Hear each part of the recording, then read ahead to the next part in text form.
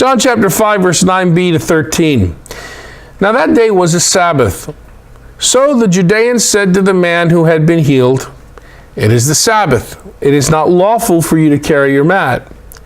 But he answered them, "The man who healed me said to me, 'Take up your mat and walk.'" They asked him, "Who is the man who said to you, 'Take it and walk'?"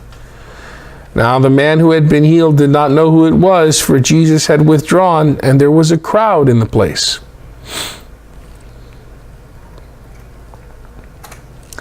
Jesus' command to the healed man to walk away with his mat directs him to break one of Israel's Sabbath regulations, mediated by Moses and emphasized by the prophet Jeremiah. Jeremiah chapter 17, verses 21 to 22. Thus says the Lord, "For the sake of your lives, take care that you do not bear a burden on the Sabbath day, or bring it in by the gates of Jerusalem. And do not carry a burden out of your houses on the Sabbath, or do any work, but keep the Sabbath day holy, as I commanded your ancestors." It's a pretty big violation Jesus is doing, it seems. To get what's going on here, let's look again at what purity and pollution are all about in the Bible. All enduring human societies provide their members with ways of making sense out of human living. Do we agree with that? Does that make sense? Such ways of making sense out of life are called systems of meaning. Such systems of meaning consist of imaginary lines drawn around and through the self, the individual self, through others, through nature, time, and space. These lines, which are imaginary, determine where people, actions, and things belong and do not belong.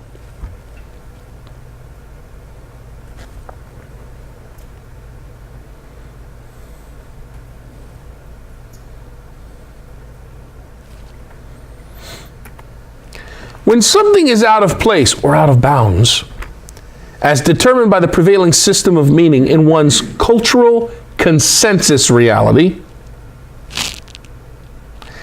that something is considered wrong, deviant, senseless, and dirty. Dirt, before we start interpreting it hygienically, according to science, dirt, culturally speaking, is matter out of place.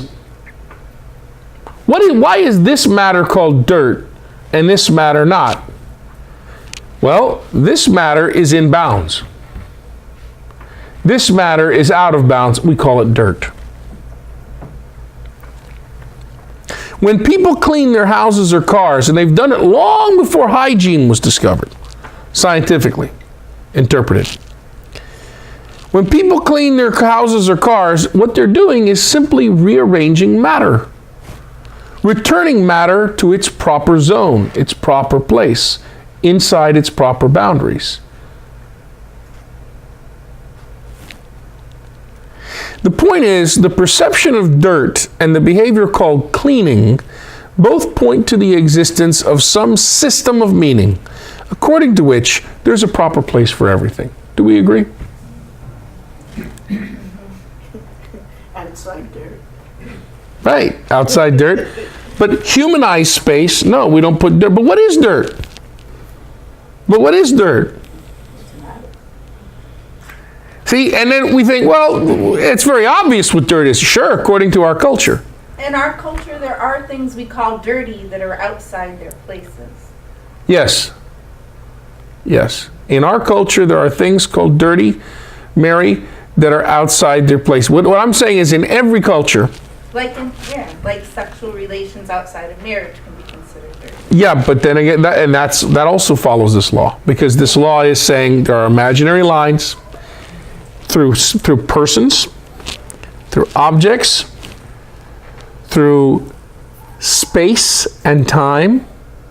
For instance, during this time, before a person gets married, it is dirty. That is to say, it is matter out of bounds. It's not in the right place, according to this ancient way of reasoning. Pan-cultural, really.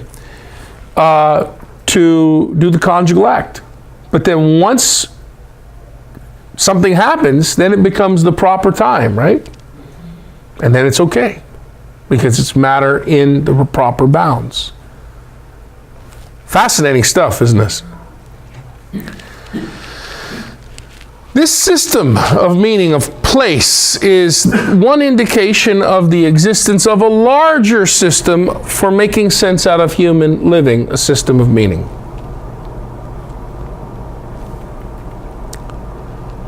Very holy site in Japan, perhaps the most holy site. One traditional way of talking about, for about 1,000 years, no woman was allowed there because women were considered out of place. One traditional way of talking about such an overall system of meaning is called the purity system. The system of pure, in place, and impure, out of place. The system of clean, in place, and unclean, out of place. Pure and impure, clean and unclean can be predicated of persons, groups, things, times, and places. Such purity distinctions embody the core values of a society and thereby provide clarity of meaning, direction of activity, and consistency for social behavior.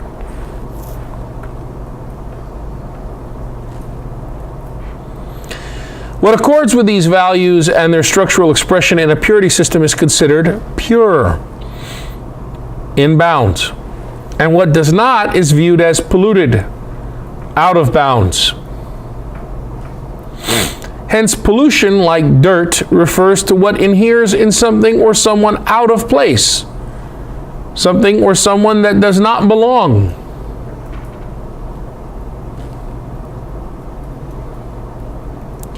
Purity systems thus provide maps designating social definitions or bounded categories in which everything and everybody either fits and is therefore considered clean or pure, or does not fit and is therefore regarded as defiled. As such, these socially contrived maps provide boundaries that fit over individuals, over groups, over the environment, over time, and over space.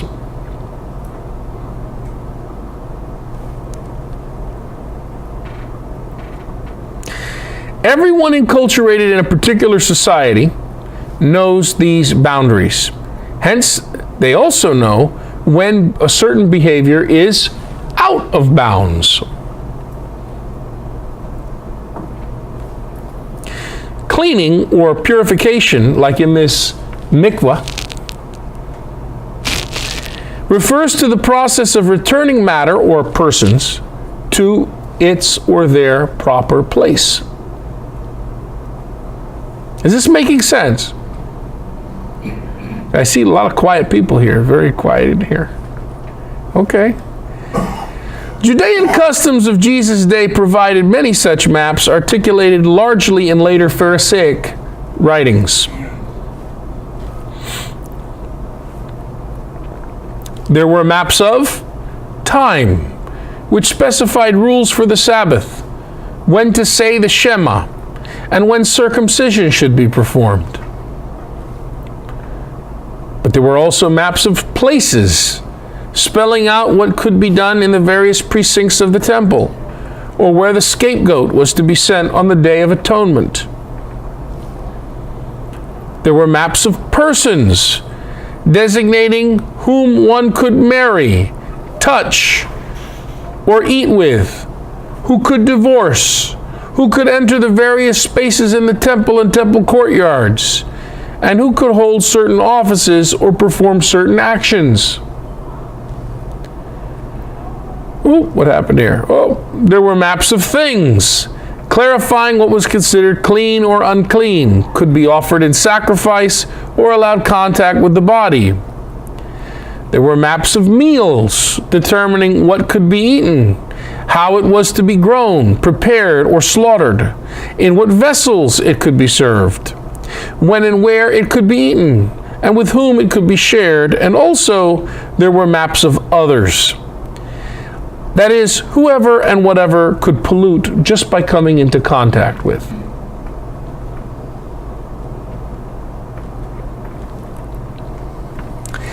Controversy between Jesus and other Israelite sects, such as the Pharisees, over such purity norms and purity maps can be seen throughout all the Gospels, often as a result of Jesus disregarding the Pharisaic conceptions of how purity boundaries should be drawn.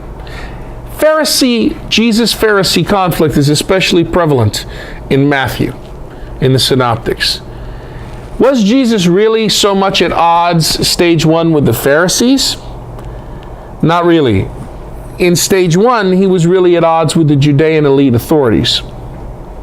But by the time that Matthew is being written, there's new problems in those communities. The Sadducees and all the authorities of the Judeans had died out. They had been wiped out by the Judaic War, the temple's destruction, the sacking of the city, the temple city of Jerusalem.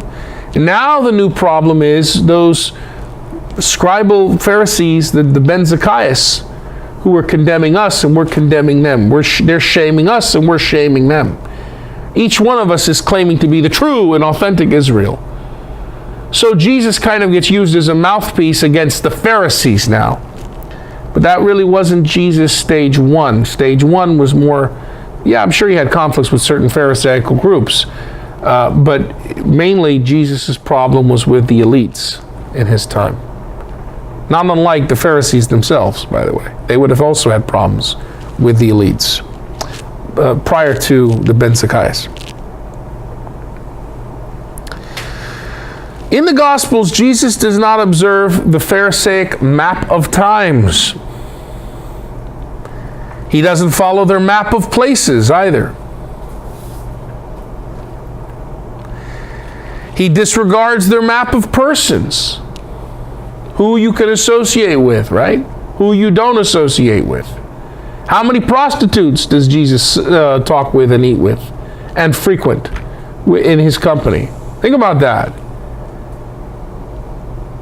I mean, I want you to think about this because this is important, because we all in our church, we're obsessed, right, with who can come to the altar and who cannot, right? We also have our own map of places, right? Don't we? And map of times. Huh? And then you think about Jesus, the founder and perfecter of our faith. The very, God from God, light from light, true God from true God, right? Does that gel with Jesus in the first century, who he hangs with? Yeah. I want you to think about this. Okay. Jesus touches lepers. He touches menstruating women and calls them daughter. He even touches corpses.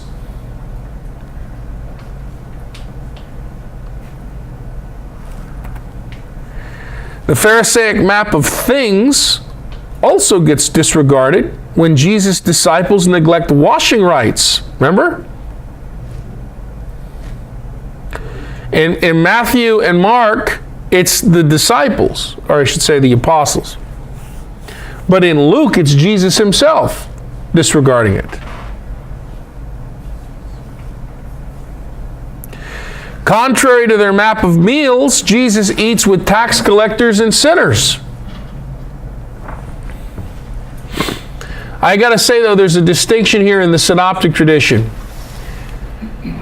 Unlike Luke chapter 10, verses 7 to 8, where Jesus counsels contravention of dietary laws, Matthew chapter 10, verses 1 to 16 records no such directive because, in Matthew, the Matthean Jesus is even stricter.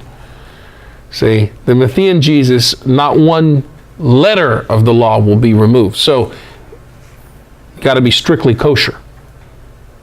Not so in Luke. The Lucan Jesus, very different than the Matthean Jesus in that regard. By seeing this behavior consistently expressed in both Mark and John, by the criterion of multiple attestation, it seems that this disregard of maps of purity is something going all the way back to stage 1 of gospel development. It's part of the character of the historical Jesus, isn't it? He hung around the wrong types of people. He ate meals with the wrong types of people. He came into contact with defiling objects and persons regularly. By disrespecting and disregarding these purity maps, the Jesus movement asserted a clear rejection of the influential conceptions of Judeans controlling the established temple purity system. Hey, thanks for watching. Just continue the playlist for the next part of the study. If you have further questions, this is good. They will get addressed, so keep watching. If you found value, please subscribe, like, and share. As always, questions, comments, and criticisms are most welcome. God bless you.